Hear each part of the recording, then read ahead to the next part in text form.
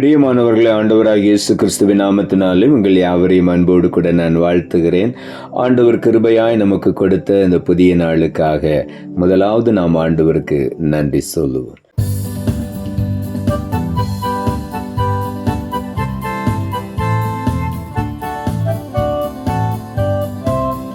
மகிழ்ச்சி ஆனந்தம் தங்க மகிமை நம்பிக்கை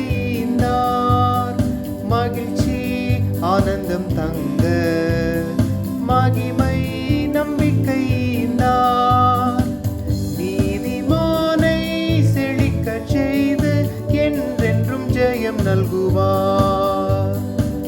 நீதிமானை செழிக்க செய்து என்றென்றும் ஜெயம் நல்குவார். அரணும் கோட்டையும் பலனாய் காப்பவர் திடமாய் ஜெயித்திட எனது என்றென்றும் துணையே. இந்த நாளுக்கு இந்த ஆண்டவர் கொடுக்கிற ஒரு வார்த்தை நீதிமொழிகளின் புஸ்தகம் 17வது அதிகாரம் 22வது வசனம். நீதிமொழிகள் 17:22. மன மகிழ்ச்சி நல்ல ஔஷதம், முறிந்த ஆவியோ எலும்புகளை உலரப்பண்ணும். இந்த நாளில் ஆண்டவருடைய வார்த்தை சொல்லுகிறது, மன மகிழ்ச்சி நல்ல ஔஷதம். ஔஷதம் என்றால் மருந்து. மன மகிழ்ச்சி ஒரு நல்ல மருந்து என்று நீதிமொழிகளிலே எழுதப்பட்டிருக்கிறது. ஆனால் முறிந்த ஆவியோ எலும்புகளை உலர பண்ணிவிடும். அநேக நேரங்களிலே நம்முடைய வாழ்க்கையிலே ஆவியிலே முறிந்து போய் அநேக நேரங்களிலே நாம் மிகவும் சோர்ந்து போய் விடுகிறோம். நம்முடைய எலும்புகள் உலர்ந்து போய் விடுகிறது, பலனற்று போய் விடுகிறோம். அநேக சூழ்நிலைகள், கவலையான சூழ்நிலைகள், பலவிதமான நெருக்கங்கள், இவைகளெல்லாம் பார்த்து சோர்ந்து போய் ஆவியிலே முறிந்து போயிருக்கிற நம்முடைய வாழ்க்கையில ஒரு நல்ல மருந்து மன மகிழ்ச்சி என்று ஆண்டவருடைய வார்த்தை சொல்லுகிறது. கர்த்தருக்குள் மகிழ்ச்சியாய் இருப்பது நம்முடைய பலன் என்று வேதம் சொல்லுகிறது. ஆண்டவருக்குள் நான் மகிழ்ந்து களி கூறுவது ஒரு மருந்து. அது நம்முடைய எலும்புகளை பலனடைய செய்கிறது. நம்முடைய வாழ்க்கையை முழுவதுமாக அது சந்தோஷப்படுத்துகிறது. கவலைகள் நம்மை விட்டு விலகி ஓடுகிறது. ஆகவே இந்த நாளிலே அந்த மன மகிழ்ச்சியை நாம் பெற்றுக்கொள்ள வேண்டும். சங்கீதங்களின் புஸ்தகம் 119ஆம் சங்கீதம் 92வது வசனம் இப்படியாய் சொல்லுகிறது, உமது வேதம் என் மன மகிழ்ச்சியாய் இராதிருந்தால் என் துக்கத்திலே அழிந்து போயிருப்பேன் என்று தாவீது எழுதுகிறார். எது அவருடைய வாழ்க்கையில மன மகிழ்ச்சியை கொண்டு வந்தது? வேதம் என்று வேதம் சொல்லுகிறது. உமது வேதம் என் மன மகிழ்ச்சியாய் இராதிருந்தால் என்று எழுதுகிறார்.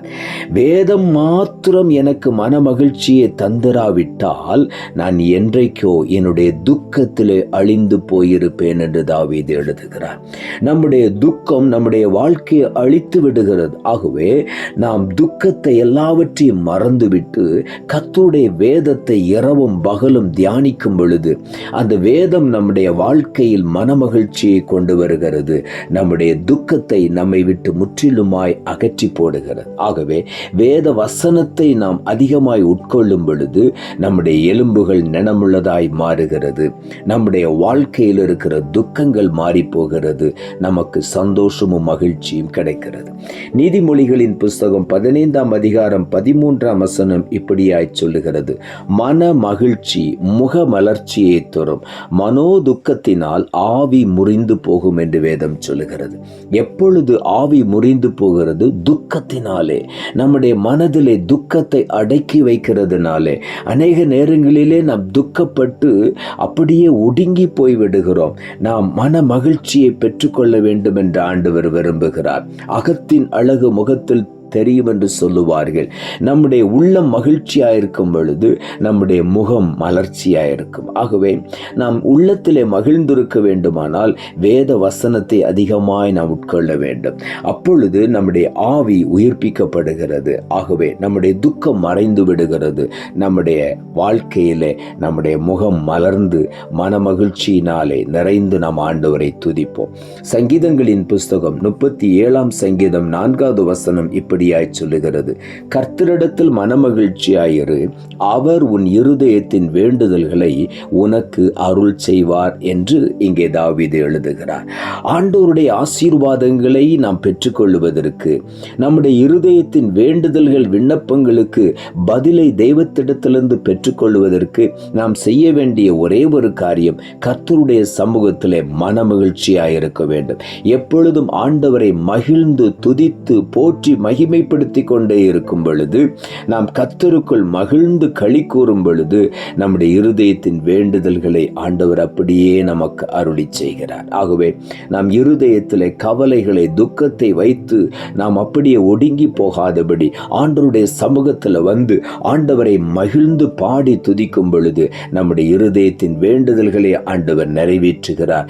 நம்முடைய துக்கம் நம்மை விட்டு மாறி போய்விடுகிறது. நம்முடைய வாழ்க்கையில உற்சாகத்தின் ஆவியை ஆண்டவர் கொடுக்கிறார், பலத்தின் ஆவியை கொடுக்கிறார், நம்முடைய எலும்புகளை நனமுள்ளதாய் மாற்றுகிறார்.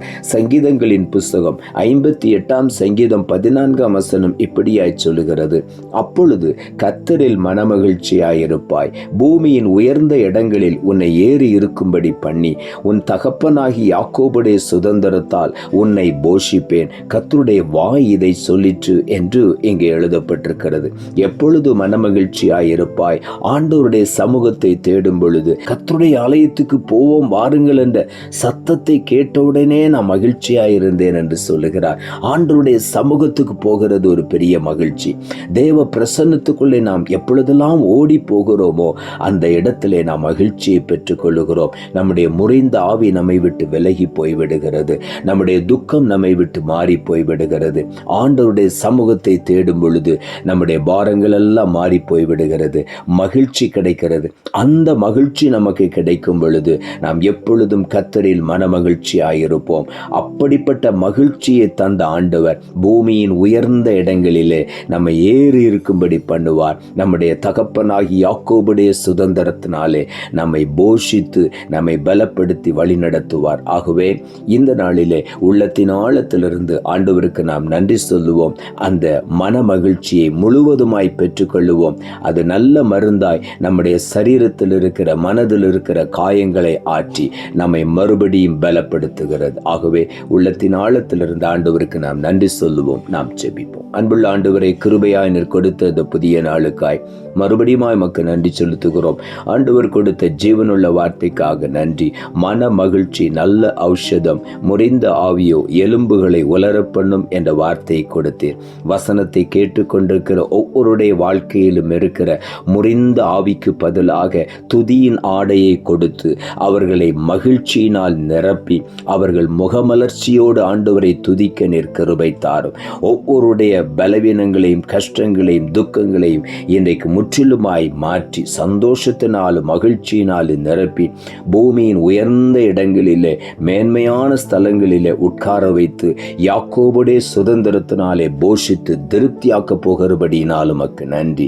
உம்முடைய கரத்திலே ஒவ்வொருவரையும் ஒப்பு கொடுத்து நான் ஜெபிக்கிறேன். எல்லாரையும் உம்முடைய மகிழ்ச்சியினால் நிரப்பி பலப்படுத்தும், ஆசீர்வதியும்.